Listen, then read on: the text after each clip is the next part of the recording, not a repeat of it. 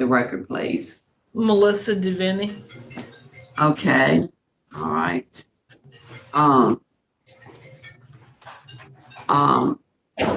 Miss Gambetta, and I'm correct there? Yes, ma'am. Okay, Miss Gambetta, I'm going to read some information for the record, and at the end, you'll let me know if everything is correct, okay? Yes, ma'am. All right. Chantel Gambetta is your name. Your DOC number is 786-864. You're a first-class offender. The offense is Livingston Parish 44069, attempted trafficking of children for sexual purposes and promoting prostitution.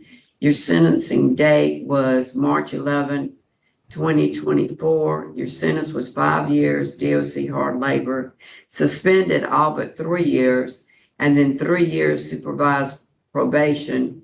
Your parole date is March the 20th, 2026.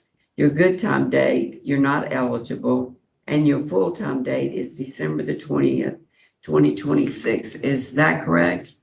Yes, ma'am. Okay. All right. In your own words, will you tell us why you're here today? To be granted parole. Okay. Want to tell us in your own reason? Well, you said to be granted parole, but why are you incarcerated? What brought you to this point? I was hanging with the wrong crowd and led me to do wrong things, and I made a mistake. That's very vague. Anybody could say that. What happened? They had we had a hotel room, and they had a person prostituting out of it, and the hotel room was in my name. So you're saying you didn't have anything to do with it? No, ma'am. I take full accountability for my actions. For your actions that you rented a hotel room? Yes, ma'am. Staff, do you have any comments? Chantel has been in all kinds of courses, even though she doesn't get good time credit while she's been here. AA, Bible study, living in balance, celebrate recovery, life's healing choices. She's worked in the kitchen for a long time, and then she also works at 911 and cleaning and commissary for us. She has no disciplinary record. Mm-hmm. As what she does anything we ask her to do, she's no problem at all. Mm-hmm. Well, that's speaks very highly of you that you wanted to be a part of those classes just for your own self-improvement. I'm glad you let us know about that.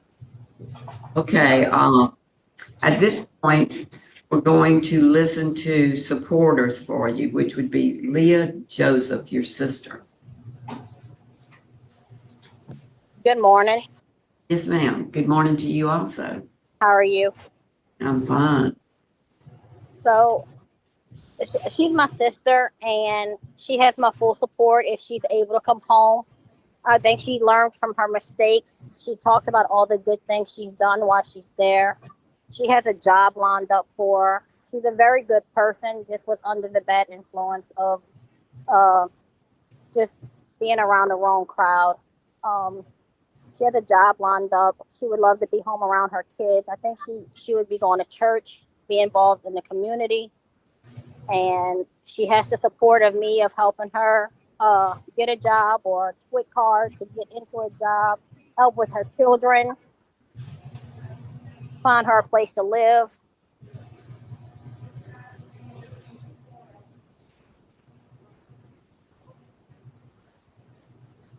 She'd be staying with you?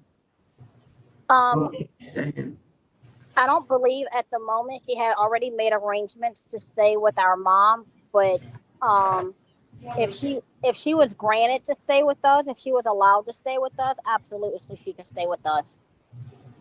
Family? Yes, ma'am. Okay. All right. Thank you very much. Thank you. Yes, ma'am. Okay. At this time, we do have opposition, and we're gonna start with, opposition would be, I'm just gonna read the names. Tamika White with, the, JDC, the DA's office, 21st, and then Michelle Sparks. She is with Tamika, and, Catlin Costa, she is there also with the JDC. And speaking today will be Alexis Taylor. She is the ADA at the 21st JDC. Ms. Taylor, Good morning. morning. We at the DA's office are opposed to her release. She was responsible for escorting a 15-year-old child to a hotel to perform sexual acts for money. It is my appreciation that the acts were scheduled through a website by the defendant's boyfriend, and the defendant would escort this victim to the location to perform the acts. And just going through the report, the victim stated that she tried to have the defendant, Chantel, not bring her to any more hotels, and that she did not want to keep doing this. However, the victim stated that Chantel made her go to the comfort suites and stated to her that she did not have choices anymore and that she had to make money for her and her boyfriend. The victim stated that once Chantel dropped her off at the hotels, she would leave her there and would not return until after all the clients were seen. So based on that set of facts, the victim's young age, the state is opposed to the defendant's early release. Yes, ma'am. Thank you very much. Chantel, your case has been assigned to me, and I'm going to conduct the interview, and I will later cast the first vote. Well, you heard what the DA just said. What do you have to say about that? That I'm deeply regret that the actions I have caused, and apologize for any of my decisions that I had made, and that I'm sorry to the victim and their family, my own family, and even the community. Well, you know, when I asked you earlier to say in your own words what happened, you didn't say any of that. Just that you made a mistake and you were sorry. Is there a reason why right now, the victim said that she asked you not to make her do it any longer? Can you expand on that? What was going on that caused you to make her do it anyway? It was a bad spot, and it was not my boyfriend defended. It was nervous. A man. He basically made me make her do it, and I went along with it. And I know I was wrong for the crime that I have committed.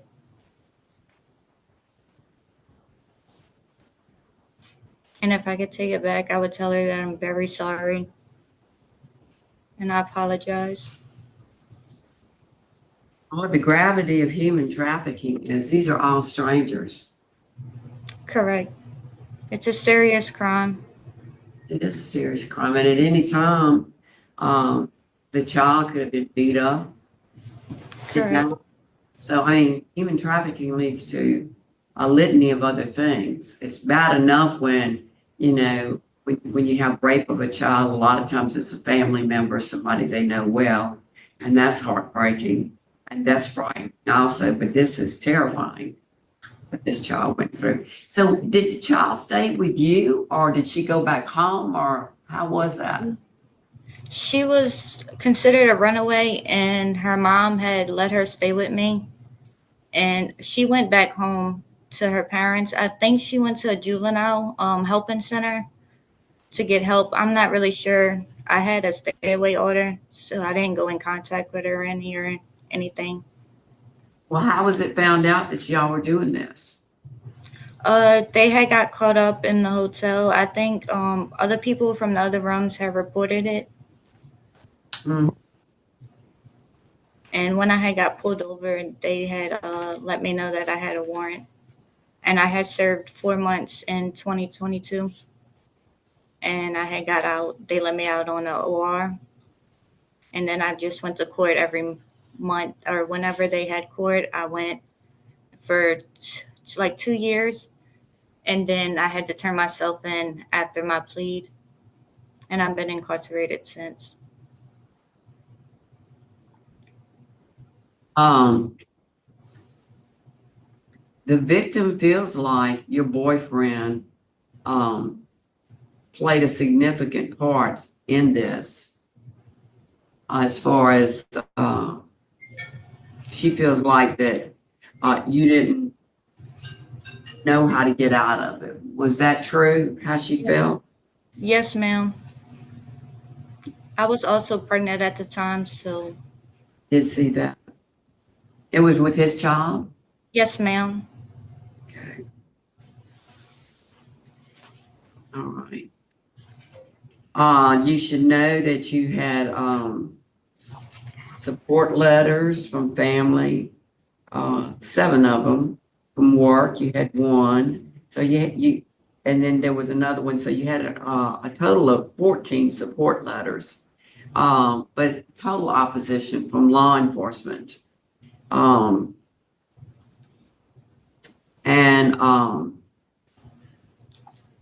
The sentencing judge had no comment to your release. I will turn it over to Ms. Ledoux. Did you have any questions? No, I just would make note that for release, an inmate has to have pre-release and substance abuse completed. And we don't have the substance abuse shown that it's been completed. So she would not be eligible based on those things, although she has a full term date in December. So I don't have any other questions or comments. Mr. Prater? Yes, what's the status of Joshua Johnson's charges? Do you know that? Are you asking me, sir? You Yes. could have, yeah, what was, From what I know, he's never went to court for it. I'm not really sure. He's fighting another charge in another parish. Okay, are you gonna testify against him if it comes up, or y'all still have a relationship? No, sir, I don't have no contact with him.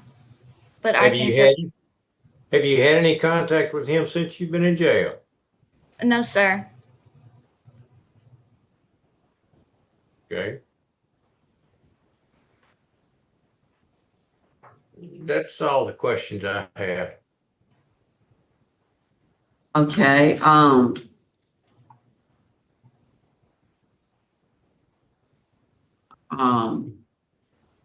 you can close with telling us anything else you would like us to know. Consider, Ms. Combetta. During my time incarceration, I have made personal, emotional, and spiritual changes in my life. While I can't change the past, I am committed that I can show and prove that I can be someone better. Even though I'm not eligible for classes, I still took them, and completing the programs, it showed me that I'm capable of being a better person. I do have one question for staff in the room, and Ms. Ledoux brought it up. The eligibility for parole is that we have the pre-release programming and substance abuse treatment. Is that offered to her? Was she just not, I see where she took so many other classes. No, ma'am, we don't have that here. I know in the past when y'all granted parole that they were transferred to the women's prison to complete the reentry and the substance abuse over there. I think in St. Gabriel's. Mhm. We had one maybe in December that went for just that. Okay, and you're gonna be getting out in December of this year, so that would, Ms. Ledoux, that would fall in line with the time frame if we had her transferred? Like 100 hours, right? Yes, and yeah, I can't really speak to that. I'm sorry. Okay, I understand. What? Okay, all right, so, I'm ready to vote at this time, and Could I ask, yes, could I, please, yes. I got just a couple of questions that really, because it's a tough case. Mhm. Did you know this? Did you know her age? That she was underage? No, sir. She had said that she was 18, and I found out her age when we were at a hotel and her mother had seen her. And that's when I found out she was a runaway, and her mother told me her real age because they wanted to press charges. But her mother said if I meet her and talk with her, she would have a conversation. And that's when she told me her age and everything. Did you ever have her used after that? No, sir. Okay. How old were you at the time? I was 29 or 28, about 28, turning 29. Okay, so you were grown and you couldn't tell that she was only 15, or how old was she when she started? She was 15 and she was going on 16. Her mother told me she was 15.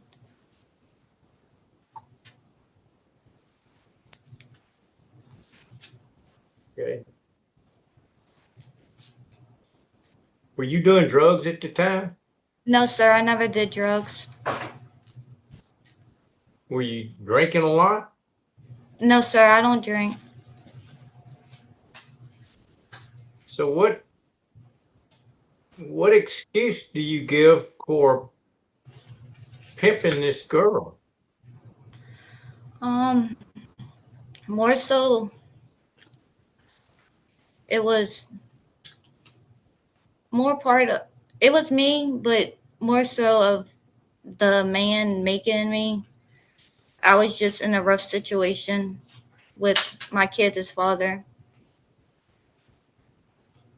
What I have to decide, okay, I had to decide in the parole board, each one of us has to decide different things. I'm trying to decide if you get out and this guy calls you and wants to go out on a date, even though the staff and everybody you work for now thinks you have really, they probably would have said that prior to you. If you weren't doing drugs and weren't doing alcohol and they got to know you, you were probably a nice person back before you met this guy. Is that correct? Correct. I was different from when I met him, but I have no contact and I'm not planning on having no contact with him. Well, you're not planning on it, but you might. Uh, in other words, are you so easily led that, Uh, that if this guy calls you, you'd be willing to do what needed to be done? no, sir, I wouldn't.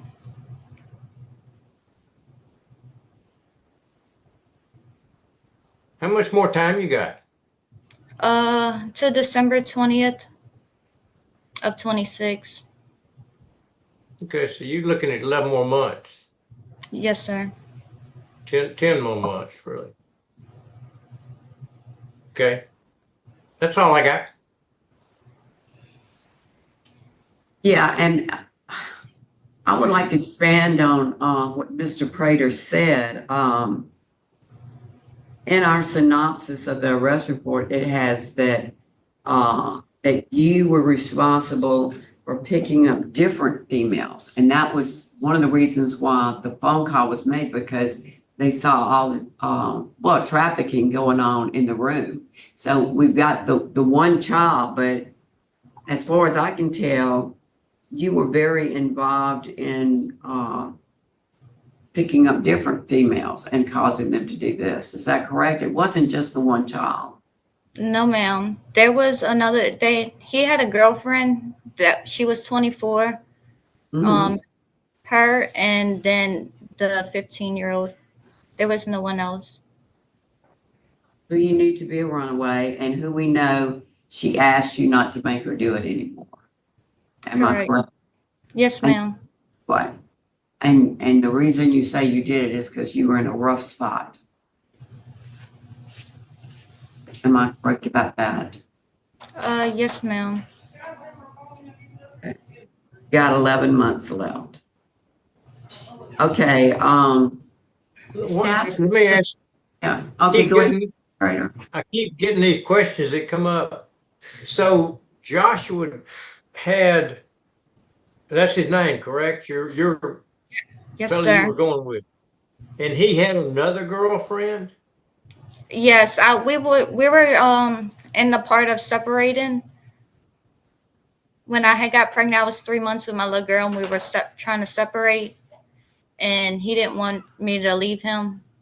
And I found out that he had a girl, which was his girl. Come to find out to be his girlfriend. So I was You putting on. stayed, did you stay with him after that? No, sir. I had got 2 jobs and was going my own way. I had But got you were everything. with him the night you were arrested, correct? Yes. But Yes, you sir. said you had already left him by then. Yes. So if We you had had left him, if you had left him, if you had left him mentally, but you were still with him physically, what made you do what he told you to do?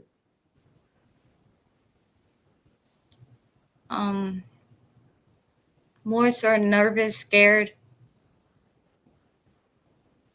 How much money were you making? Um I really wasn't making anything. It all went to him.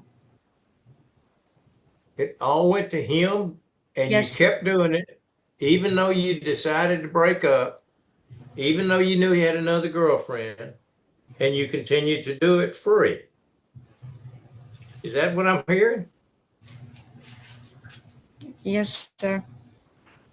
That doesn't make sense to me. That he had some kind of magnetic hold on you, and I'm fearful he will still have it if you're that weak. Okay, that's all the questions I got. I'm sorry. Yeah. Are we ready to vote, panel? Mr. I'm ready. Okay, and Ms. Ledoux? Okay, Ready.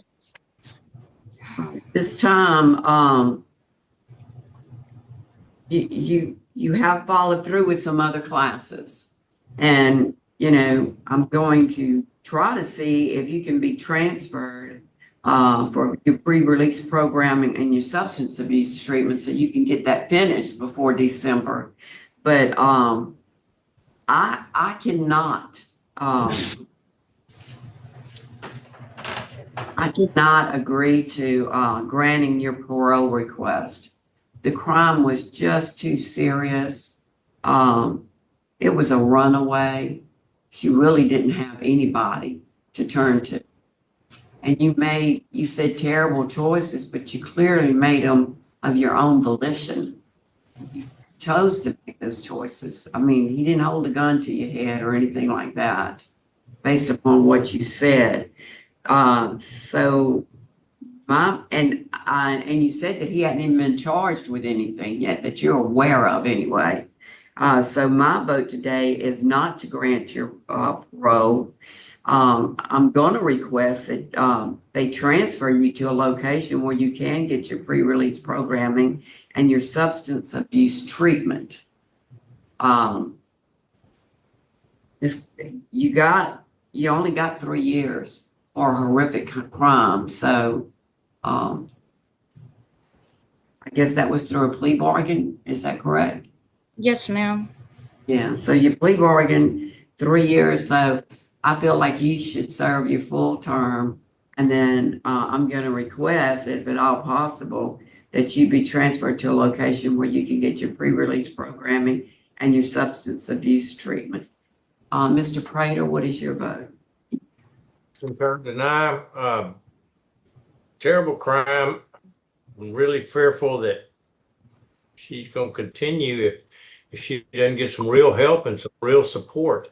This was a terrible crime of a grown woman allowing a juvenile to go into prostitution regardless of her status. And I appreciate the assistant DA's comments. And for that reason, my vote is to deny. Okay.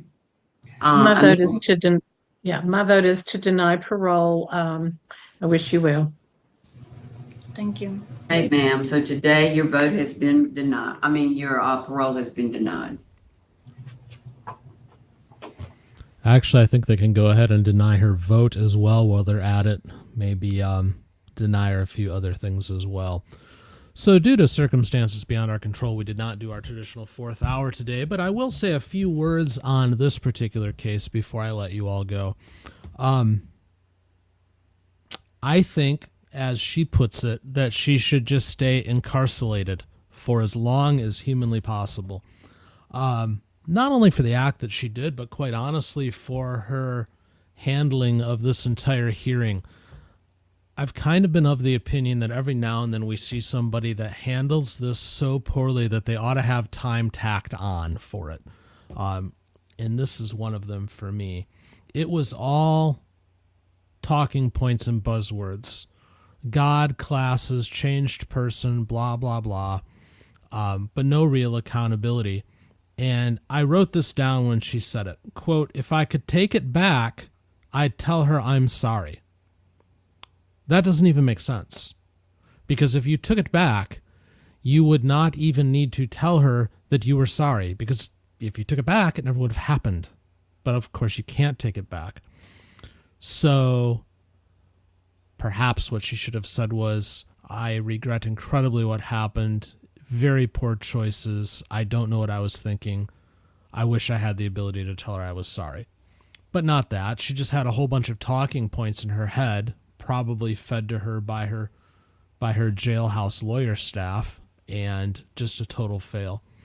The other thing that caught me on this one that I can't stand is the whole "the man made me do it" thing. No. Nobody makes you do anything. You make the choice to do it. Because you always have the choice not to comply. Even if the man was roughing you up, even if the man was going to beat the ever-living crap out of you, you still have a choice in that moment to not comply. I'm not saying it's going to be pretty. I'm not saying that what the guy is doing is right. Of course not. It's incredibly wrong. But you still have agency over the choices you make. I don't care who you are. You do. And it drives me nuts when somebody goes and tries to place blame upon somebody else for their own actions. Own it. You did it. You know, whatever the circumstances were that got you there, that is immaterial, in my opinion, if you took the decision to take that action. That's on you. And you know what? We all get in places in life where, unfortunately, the moral decision, the right decision, isn't necessarily the easy one. It isn't the pain-free one, but it's life, and you have to deal with it. You have to accept it. All she did was pass whatever misery, assuming that the guy really did make her do it. So we're making an assumption there. But assuming that was the case, the only thing she did was take the pain that she would have suffered and passed it on to a child. That's on her. And I have no sympathy whatsoever. Like I said, she ought to have time tacked on after today rather than simply a parole denied, but that's just my opinion. Hey, thanks for watching this clip from TCF Live. If you enjoyed it, please leave a comment, like, and subscribe if you haven't already. And you can join us weekdays live, 9 a.m. Eastern, 6 a.m. Pacific, right here on this channel.